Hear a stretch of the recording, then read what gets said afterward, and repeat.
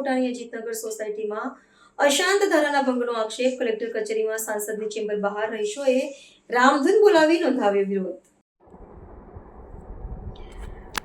વડોદરા શહેરના નાકોટા વિસ્તારમાં આવેલી અજીતનગર સોસાયટીમાં અશાંત ધારાના કથિત ભંગ મામલે સ્થાનિક રહીશોનો આક્રોશ ચરમસીમાએ પહોંચ્યો છે. છેલ્લા 2 વર્ષથી કાનૂની અને વહીવટી ન્યાય માટે લડત ચલાવી રહેલા સોસાયટીના રહીશોએ પોતાનો વિરોધ પ્રગટ કરવા માટે કલેક્ટર કચેરી ખાતે આવેલી સાંસદની ચેમ્બર બહાર રામધૂન બોલાવીને ઉગ્ર દેખાવો કર્યા હતા. આશ્ચર્યજનક વિરોધ પ્રદર્શનને પગલે કચેરી સંકુલમાં થોડા સમય માટે અફરાતફરી અને ભારે ચર્ચાનો માહોલ સર્જાયો હતો. પ્રાપ્ત વિગત અનુસાર આ સમગ્ર વિવાદ અજીતનગર સોસાયટીના મકાન નંબર A36 સાથે જોડાયેલો છે. સ્થાનિકોના જણાવ્યા મુજબ આ મકાનનો દસ્તાવેજ સત્તાવાર રીતે એક હિન્દુ વ્યક્તિના નામે જ નોંધાયેલો છે, પરંતુ પરિવારની દીકરીએ વિધર્મી યુવાન સાથે લગ્ન કર્યા હોવાનો લોકોનો ગંભીર આક્ષેપ છે. રહીશોનું માનવું છે કે પરિસ્થિતિને કારણે પરોક્ષ રીતે શાંત ધારાના કાયદાનો ભંગ થઈ રહ્યો છે. સ્થાનિક નાગરિકોની આ લડતને સમર્થન આપવા માટે હવે વિશ્વ હિન્દુ પરિષદના કાર્યકરો પણ સક્રિય રીતે મેદાનમાં ઉતર્યા છે, જેનાથી આ મુદ્દો વધુ સંવેદનશીલ બન્યો છે. કલેક્ટર કચેરી ખાતે એકઠા થયેલા સોસાયટીના રહીશો અને હિન્દુ સંગઠનોના આગેવાનોએ વહીવટીતંત્ર સમક્ષ સ્પષ્ટ અને મક્કમ માંગ કરી છે કે કોઈપણ પ્રકારના દબાણને વશ થયા વિના સમગ્ર પ્રકરણની તટસ્થ તપાસ કરવામાં આવે.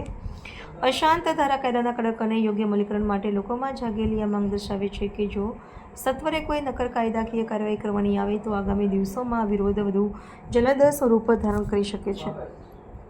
હું અજીતનગર સોસાયટીમાં પ્રેસિડેન્ટ સેક્રેટરી છું અને 36 નંબરનું મકાન વિધર્મીના ષડયંત્ર રીતે ખોટા દસ્તાવેજ, ખોટી અસંતારા, એ તમામ પેપરો બી ડોક્યુમેન્ટ ગવર્મેન્ટ જોડે ચીટિંગ કર્યું છે.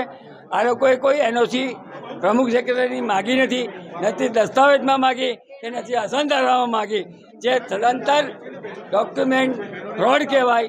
અને આ જે જૂજ રેડિકલ મુસલમાનો છે એમનું આ વ્યવસ્થિત કાવતરું છે, ષડયંત્ર છે, જેનો અમે તમામ રીતે વિરોધ કરીએ છીએ. એટલા માટે કે આ વસ્તુ ચલાવી લેવામાં નહીં આવે, હિન્દુ વિસ્તારમાં તો બિલકુલ નહીં. અને આજે ખોટા ડોક્યુમેન્ટમાં સપોર્ટ કરનાર તમામ માણસોને સજા થવી જોઈએ. અને આ દસ્તાવેજ બી જે ખોટો બન્યો છે, અસાધારા બી જે ખોટી થઈ છે, તેની તમામ વિગતો બહાર આવી જોઈએ. અને આમાં જે મકાનનું ઇન્વેસ્ટમેન્ટ કર્યું છે, ફંડિંગ, એ ઓસ્ટ્રેલિયાથી આવેલું છે, જેમાં તમામ માણસો જે અંદર ષડયંત્રમાં સંડોવાયેલા છે એમને સજા થવી જોઈએ એવી અમારી માંગ છે. કેટલા વખતથી આ પ્રશ્ન છે? 2 વર્ષથી ચાલે છે. 2 વર્ષથી તમે અત્યાર સુધી ક્યાં વારંવાર રજૂઆત કરી, 8મી વાર આવ્યા છે અમે. સાંસદ મળ્યા? હા, નથી, આમ તારા નથી.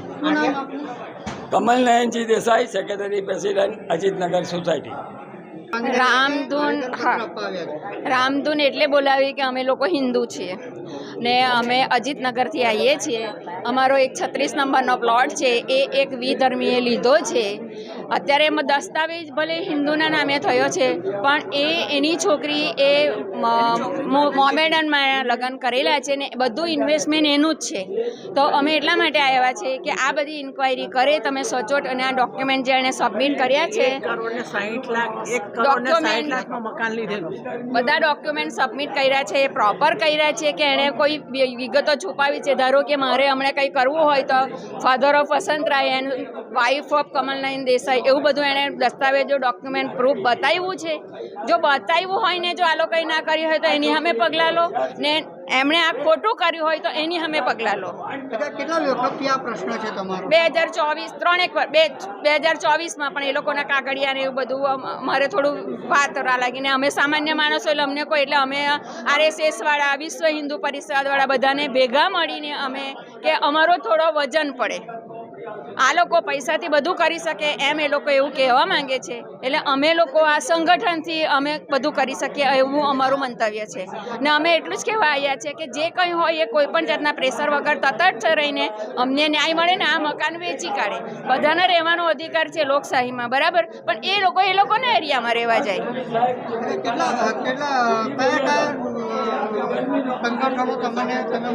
અમારી જોડે RSS અમે અહીંયા કલેક્ટર ઓફિસમાં જ આવ્યા છીએ. અમે RSS વાળાને કર્યું છે, વિશ્વ હિન્દુ પરિષદ વાળાને મળ્યા છે, અમારી સોસાયટી વાળાને મળ્યા છે. એ લોકો અમારી જોડે છે. પણ અમારી સોસાયટીનો પ્રોબ્લેમ છે એટલે પહેલાં અમે છે, પછી અમારી પાછળ એ લોકોનો સપોર્ટ છે જ અમને. તો કયા વિસ્તારમાં અમે સોસાયટી? અજીતનગર અકોટા. શું નામ આપનું? જ્યોતિ દેસાઈ.